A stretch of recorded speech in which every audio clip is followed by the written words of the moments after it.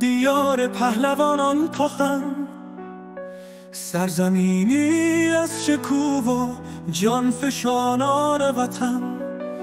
از کوروش بزرگ تا فردوسی دلیر، روایتی از تاریخ زنده در هر تصویر.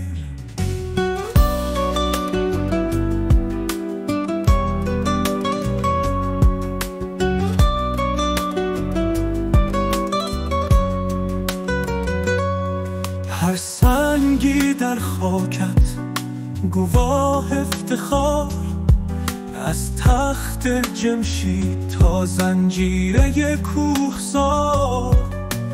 فرهنگ و دانش تو را تاج سر است، تاریخ ایران جاودان و پرثمر است. در دل آن خاک ریشه های عمیق، افتخار و عشق تا ابد باقی است دقیق.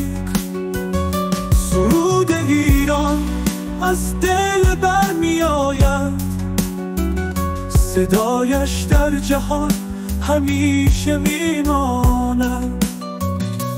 آنجا که شهامت از آفتاب می سوزد، دلیران در دشت هیچ وقت نمی دوزد. از جنگ تا صلح ایران است قهرمان، در هر فصلی از زمان و مکان. قصه های کوه ها و دریاها زنده اند، هر نگاه به تاریخ بازگشتی بلند. افسانه ها ماندگار در دل شهرها، چون چلچله ها در پهنه دشت ها.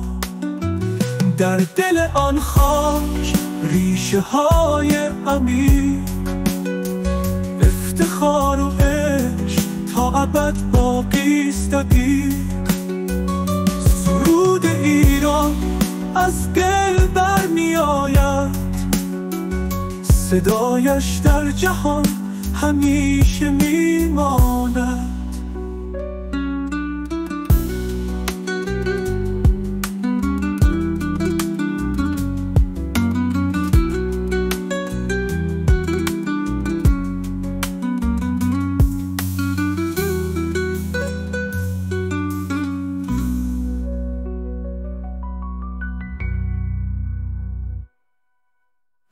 قصه های کوه ها و دریاها زندند، هر نگاه به تاریخ بازگشتی بلند. افسانه ها ماندگار در دل شهرها، چون چلچله ها در پهنه